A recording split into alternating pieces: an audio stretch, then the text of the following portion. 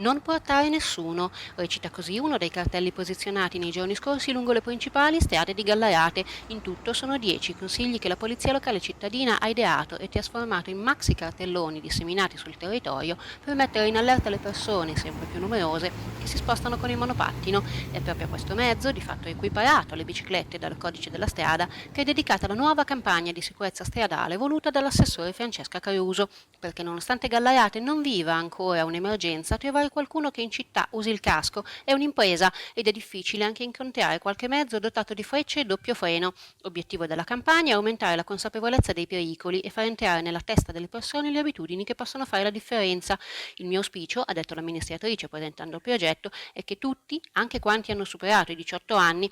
mettano sempre il casco quando usano il monopattino e per ora Gallarate frena sull'ipotesi di un servizio di noleggio comunale.